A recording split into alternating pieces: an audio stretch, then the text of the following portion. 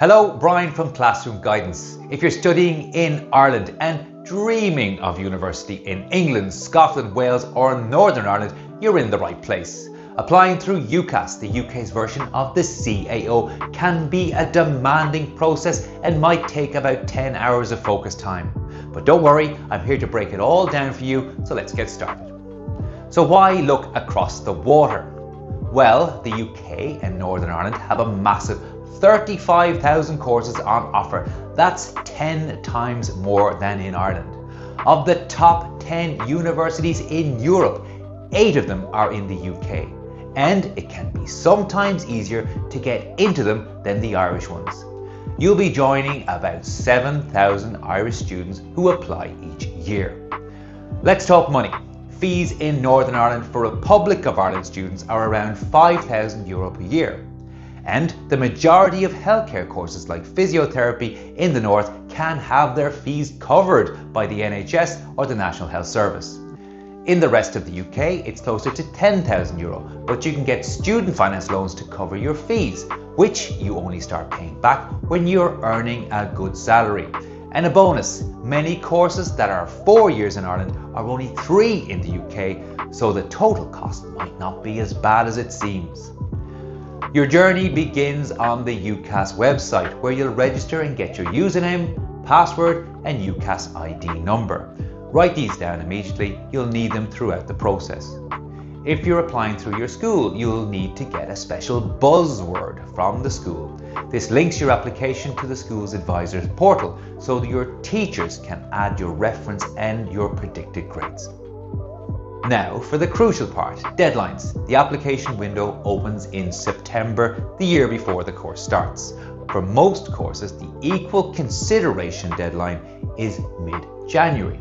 But be warned, if you're applying to Oxford or Cambridge, or for most medicine, dentistry or veterinary science courses, the deadline is much earlier, October 15th. It's vital you meet these dates, as universities are under no obligation to consider late applications. The application is split into 6 main sections. 1. Personal details, simple things like your name and address. Double check for typos. A misspelling of your own name isn't a great first impression. 2.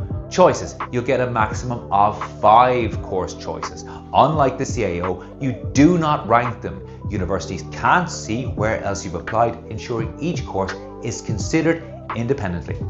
3. Education. This is a crucial section. You must list all your formal qualifications, including your junior cert results and your pending leaving cert results. Have your certificates handy to ensure all the details are correct.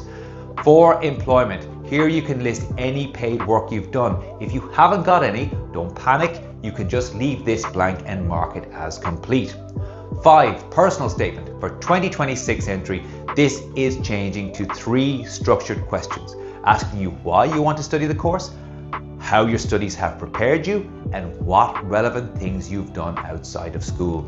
6. Reference. Finally, your school will add a reference to support your application, which is normally completed by someone who knows you well. They will add your predicted Leaving Cert grades too.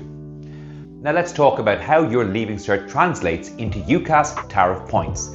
Universities might give you a conditional offer based on the specific number of UCAS Tariff points.